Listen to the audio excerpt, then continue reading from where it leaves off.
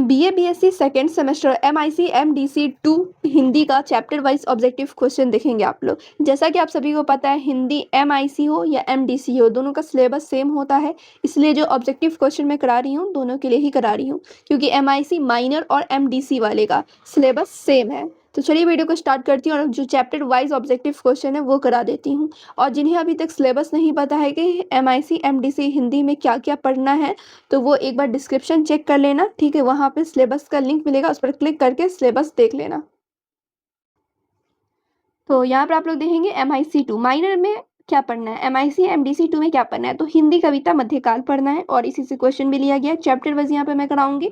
सबसे पहला चैप्टर है आप लोग का विधापति। इसमें आप लोग देखेंगे कुछ ऑब्जेक्टिव क्वेश्चन हर चैप्टर से 5-5 क्वेश्चन यहाँ पे मैंने ऐड किया है। तो सबसे पहला प्रश्न है, विधापति किस भाषा के प्रमुख कवि हैं, तो मैथिली के हैं। और यहाँ पे मैंने ऑप्शन ऐड नहीं किया है, क्योंकि यहाँ पे क्वेश्चन बोलूंगी, डायरेक्ट आंसर बताऊंगी, ऐसे आप लोग को यहीं पर याद होता जाएगा। सेकंड प्रश्न है, विधापति के काव्य का प्रमुख विषय क्या है, तो प्रमुख विषय क्या है, तो राधा कृष्ण प्रेम एवं भक्ति है। थर्ड प्रश्न है यहाँ पे, विधापति की भाषा की प्रमुख विशेषता क्या है, तो सरल, मधुर एवं भावपूर्ण है। फिर प्रश्न 4 है, विधापति की पदावली में कौन सा रस प्रमुख है, तो श्रृंगार रस। फिर यहाँ पे देखेंगे नेक्स्ट प्रश्न जो है, विधापति को किस युग का प्रमुख कवि माना जाता है, तो भक्ति काल का। अब यहाँ पर आप लोग देखेंगे सेकेंड चैप्टर में कबीर के दोहे, ये सब आप लोग को पढ़ने हैं। तो यहाँ पे कबीर के बारे में आप लोग देखेंगे कुछ डिटेल में, क्योंकि लेखक के बारे में बहुत क्वेश्चन पूछे जाते हैं। सबसे पहला प्रश्न है, कबीर किस भक्ति धारा के कवि हैं, तो निर्गुण भक्ति धारा के कवि हैं। सेकेंड प्रश्न है यहाँ पर, कबीर ने किसका विरोध किया, तो आंडवर, जाति पाति और अंधविश्वास का विरोध किया था।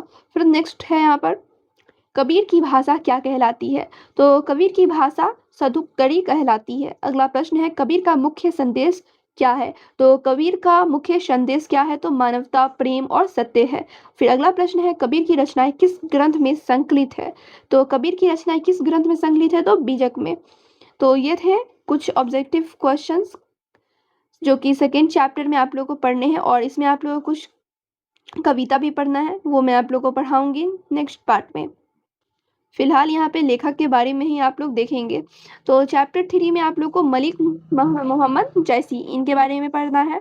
और यहाँ पे कुछ आप लोग को कुछ कविते भी पढ़ने हैं, जो कि मैंने नेक्स्ट पार्ट में आप लोग को पढ़ाना है।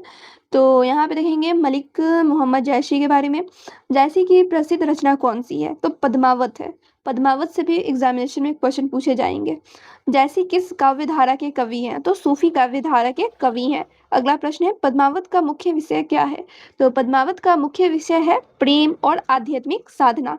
फिर अगला प्रश्न है यहाँ पे, जायसी की भाषा क्या है, तो जायसी की भाषा अवधी है। फिर नेक्स्ट है यहाँ पे, जायसी के काव्य की प्रमुख विशेषता क्या है, तो प्रतीकात्मक शैली है।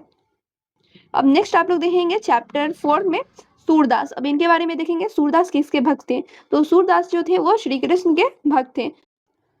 फिर अगला प्रश्न है, सूरदास की प्रसिद्ध रचना कौन सी है, तो सूरसागर है। फिर यहाँ पे नेक्स्ट यहाँ पे देखेंगे क्वेश्चन, सूरदास के काव्य का प्रमुख रस क्या है, तो वात्सल्य रस है। फिर अगला प्रश्न है यहाँ पर, सूरदास किस भक्ति धारा के कवि हैं, तो सगुन कृष्ण भक्ति हैं। फिर नेक्स्ट है, सूरदास की भाषा क्या है, तो ब्रज भाषा है। अब यहाँ पर आप लोग देखेंगे चैप्टर 5 तुलसीदास के बारे में। अब इसमें आप लोगों को क्या क्या जानना है, तो तुलसीदास की प्रसिद्ध रचना कौन सी है, ये मालूम होनी चाहिए, और ये किस भाषा में लिखी गई, ठीक है, ये सब आप लोग को पता होना चाहिए। तो तुलसीदास की प्रसिद्ध रचना कौन सी है, तो रामचरितमानस है। रामचरितमानस किस भाषा में लिखी गई है, तो अवधी में लिखी गई है। तुलसीदास किसके उपासक थे, तो भगवान श्री राम के। फिर नेक्स्ट है, धनुष भंग प्रसंग किस कांड में है, तो बाल कांड में है। फिर नेक्स्ट है यहाँ पे, तुलसीदास की भक्ति किस प्रकार की है, तो सगुण राम भक्ति है। अब देखेंगे नेक्स्ट बिहारी के बारे में देखेंगे। तो बिहारी की प्रसिद्ध रचना कौन सी है, तो बिहारी सतसई है। उसके बाद बिहारी ने किस छंद में रचना की, तो दोहा में। फिर यहाँ पे अगला प्रश्न है, बिहारी के काव्य का प्रमुख विषय क्या है, तो श्रृंगार और नीति है। बिहारी किस काल के कवि हैं, तो रीतिकाल के। फिर बिहारी की भाषा क्या है, तो ब्रज भाषा है। अब यहाँ पे आप लोग देखेंगे लास्ट चैप्टर से घनानंद, इनके बारे में देखेंगे। घनानंद किस काल के कवि हैं, तो रीतिकाल के। घनानंद के काव्य का प्रमुख भाव क्या है, तो प्रमुख भाव क्या है, तो विरह श्रृंगार है। और घनानंद की भाषा क्या है, तो ब्रज भाषा है इसका भी। उसके बाद घनानंद की कविता की प्रमुख विशेषता क्या है, तो मार्मिक, प्रेम और विरह का चित्रण है। तो ये था चैप्टर 1 से लेकर चैप्टर 7 तक लेखक के बारे में। अब नेक्स्ट पार्ट मैं किस पर लेकर आऊँ? आप लोग कमेंट करके बताना। सिर्फ वीवीआई क्वेश्चंस कराऊँ या फिर जितने भी चैप्टर है चैप्टर 1 से लेकर 7 तक जितने भी चैप्टर है सबकी समरी करा दूँ? ये आप लोग को डिसाइड करना है, समरी मैं कराऊँ या फिर सिर्फ क्वेश्चंस करा दूँ वीवीआई? तो कमेंट करके आप लोग बता देना और इस वीडियो को शेयर कर दो। और सिलेबस कहाँ से आप लोग देख सकते हैं तो लिंक डिस्क्रिप्शन में मिलेगा, वहाँ पर आप लोग क्लिक करके सिलेबस देख लेना।